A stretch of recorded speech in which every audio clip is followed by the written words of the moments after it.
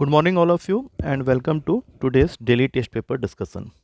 आज हमने कंडक्ट किया था daily test paper number NDA में 75 और इस पर्टिकुलर वीडियो में हम लोग इसी के क्वेश्चन को डिस्कस करने जा रहे हैं। तो let's start our today's questions discussion.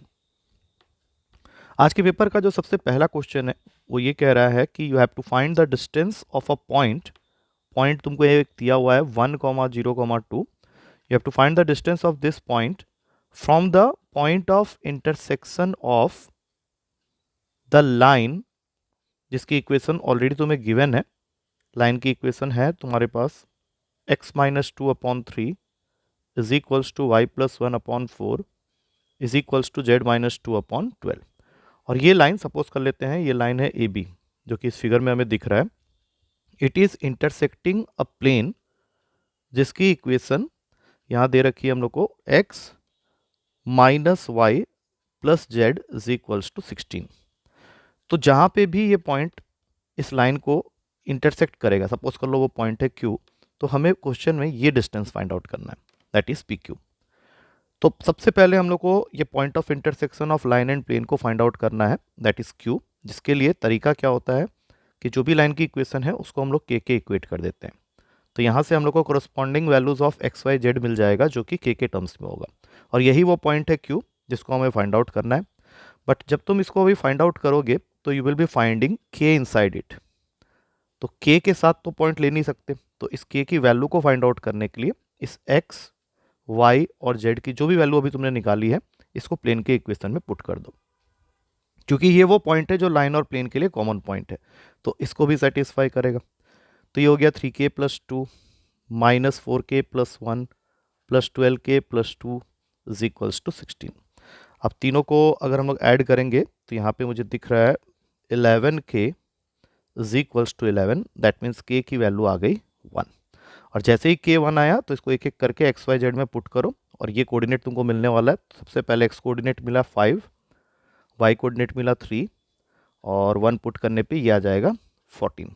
अब हमें ये डिस्टेंस निकालना है, तो पी क्यू डिस्टेंस फॉर्मूला से निकाल सकते हैं। 5 माइनस 1 4 का होल स्क्वायर 16, 3 माइनस 0 का होल स्क्वायर 9 और 14 माइनस 2 12 का होल स्क्वायर 144 और फिर पूरे का अंडर रूट। तो आंसर हो गया रूट का 169, that is P Q is equals to 13। The correct answer is D option. अगला क्वेश्चन है you have to find the value of x, जिसमें तुम्हें दिया हुआ है कि एक वेक्टर है x i cap minus j cap plus k cap, इसका स्केलर प्रोजेक्शन एक दूसरे वेक्टर में जो कि हमें दिया हुआ है 2i माइनस जे प्लस 5k। तो प्रोजेक्शन, स्केलर प्रोजेक्शन निकालने का फॉर्मूला होता है a vector on b vector is equals to a dot b upon b vector का मैग्नीट्यूड। तो डॉट तो मैंने कर दिया, बट जिसके ऊपर प्रोजेक्शन निकालने बोल रहा है उसका मैग्नीट्यूड लेना है। तो इस वेक्टर का मैग्नीट्यूड हो गया 4 प्लस 1 प्लस 25 पूरे का under root, and this value is equated to 1/√30। तो ये √30 कैंसिल हो गया, यहाँ से आया 2x plus 1 plus 5 is equals to 1।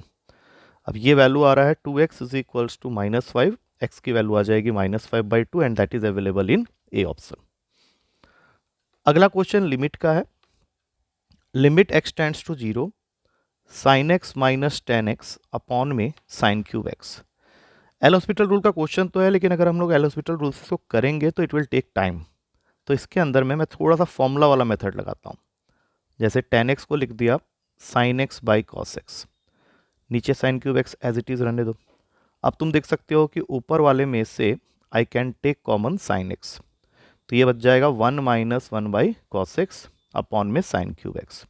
बाद में एक साइन क्यूब x कट कर देते हैं। अब हमारे पास में आ गया कॉस x माइनस 1 अपॉन में cos x into sine square x। अब इसमें एक काम करो, इसमें से माइनस कॉमन लेके इसको लिख लो 1 माइनस कॉस एक्स। नीचे अभी कॉस एक्स अवेलेबल है, साइन स्क्वायर एक्स को 1 माइनस कॉस स्क्वायर एक्स लिख के उसको ब्रेक कर देंगे तो ये बन जाएगा 1 plus cos x into 1 minus cos x. तो 1 माइनस कॉस एक्स कैंसिल हो गया। अब तुम यहाँ पे अपनी लिमिटिंग वैल्यू डाल दो, एक्स की जगह 0, तो ऊपर तो -1 रहेगा, कॉस 0 1 होता है, तो 1 इंटू 1 प्लस 1 दैट इज 2। तो करेक्ट आंसर आ गया -1/2। Again answer is a option. अगला क्वेश्चन है तुम्हारे पास में डेरिवेटिव का, जिसमें तुम्हें एक फंक्शन दिया हुआ है f of x is equals to cos inverse 1 minus log x का होल स्क्वायर होल अपॉन में 1 प्लस लॉग एक्स का होल स्क्वायर।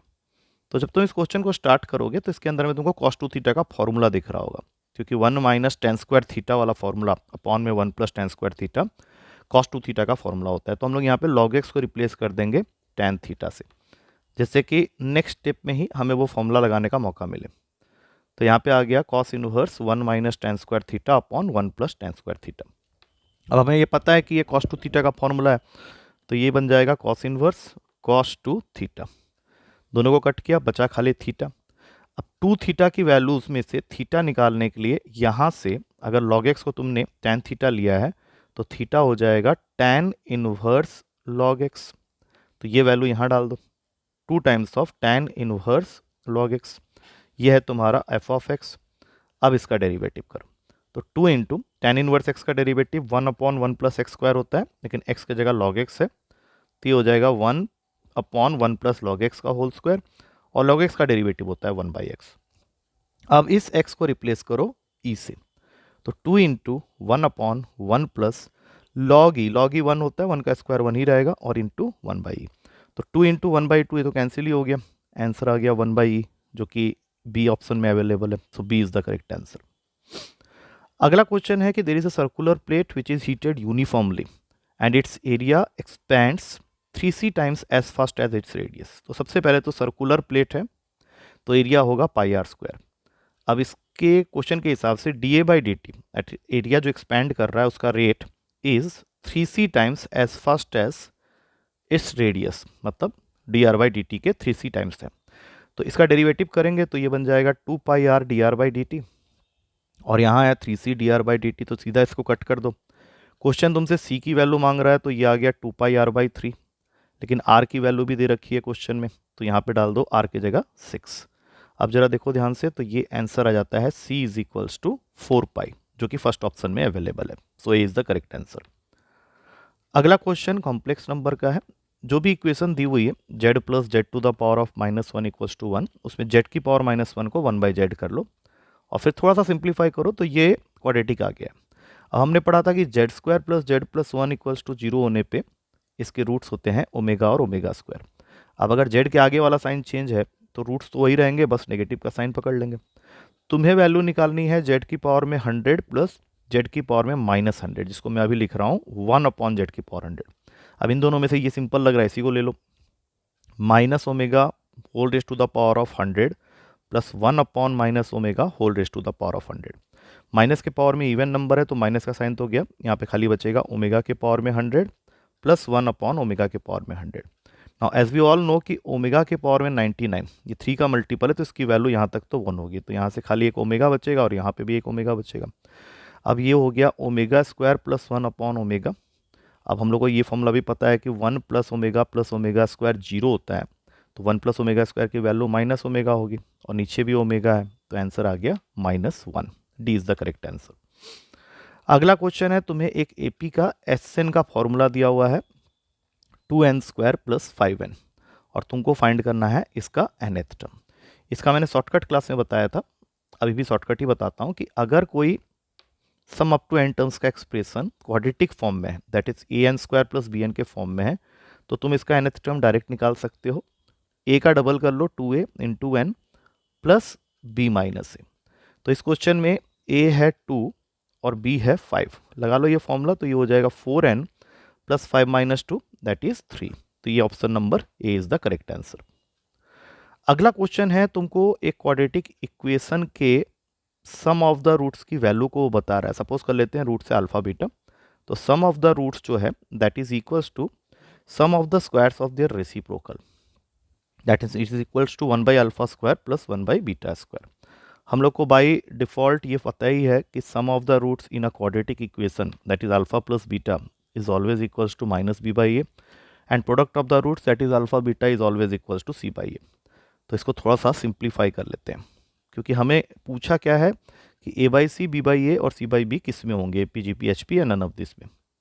अब इसमें वैल्यूज डालो, ये माइनस बी बाई ए हो गया और यहाँ पे आ जाएगा सी स्क्वायर बाई ए स्क्वायर। इसका फॉर्मूला मुझे पता है अल्फा प्लस बीटा का होल स्क्वायर -2 अल्फा बीटा, तो यहाँ पे भी एक बार वैल्यू डाल देते हैं। B square by a square minus 2c by a upon में c square by a square. अब इसको हम लोग फर्दर सॉल्व करेंगे। तो सबसे पहले तो माइनस बी बाई ए रह गया, यहाँ पे आ गया b square minus 2ac upon a square into a square by c square, दोनों गए। रिलेशन आ गया minus b by a is equals to b square minus 2ac upon c square. अब इसकी क्रॉस मल्टीप्लीकेशन कर देते हैं, तो यहाँ से ये रिलेशन आ रहा है। अब सब में से पॉजिटिव वाले को एक तरफ कर लो, 2a स्क्वायर सी इधर आ गया और a b square plus b c square यहाँ पे आ गया। अब इस पूरे को डिवाइड कर दो ए बी सी से इन बोथ द साइड्स। अब ये करने के बाद जो आएगा वो मैं यहाँ पे लिख रहा हूँ। इसके बाद आ जाएगा 2a by b is equals to b by a plus c by a. तो इसका मतलब है कि a by b, b by a नहीं, b by a by b, 2a by b is equals to b by a plus c by a आ रहा है। इसका मतलब है कि b by a by b और सी बाई ए जो है वो ए पी में।